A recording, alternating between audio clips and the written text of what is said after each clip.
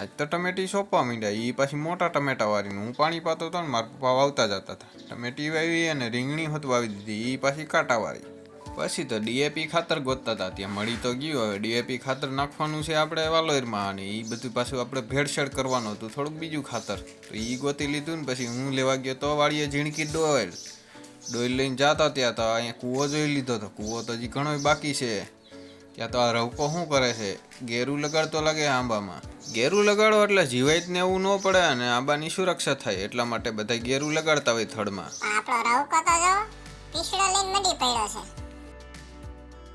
પછી ડોલ લઈને હું તો પૂગી ગયો વાળીએ ને પછી ખાતરની ડોલ ભરી લીધી અને હું મારા પપ્પા નીકળી ગયા વાલોરને ખાતર નાખવાનું. જો આવી રીતે ખાતર નાખવાનું છે.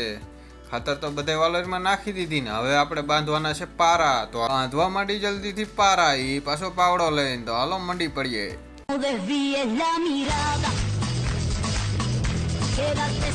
તો 6 પારા બાંધવાના હતા વાલોરમાં, પણ હતા એ બહુ લાંબા, એટલે આપણે તો બાંધી દીધા છીએ ને હવે પરસેવે રેપજેપ થઈ ગયા છીએ. થોડો થોડો વરસાદ ચાલુ હતો. વાળિયા પૂગ્યો હતા. અહીંયા તો પાકવડ કપાતો હતો. એ પાછી ડાયરું કૂવામાં ન જાય એટલે ખેંચવી પડે એમ હતી. તો હાલો આપણે ઈ કરવા માંડી. हाँ ये कर लो पहले. આ ડાયર તો કૂવામાં જાતી રહી ગઈ. ડાયરું તો હેઠે પડી ગઈ, પણ હું તો પછી હે ને ડાયરું લઈને નાખવા જતો આમ શેઠા બાજુ, એટલે કે ત્યાં ખાલી જગ્યા હતી ત્યાં. તો અહીંયા ડાયરુના થપ્પા મારી દીધા છે ને હવે હું જાઉં છું ઘરે. બચ્ચા મિનીના બચ્ચાના ટોપ. બચ્ચાનો ટોપ એટલે ઝીણકા ઝીણકા ક્યાંથી ગોતી આવી?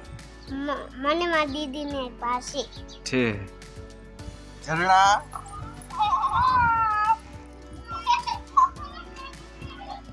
હાલો ગાઈસ, શું કરો છો? નવા બ્લોગમાં એક મિની છે પણ ઈ નથી દેખાતી.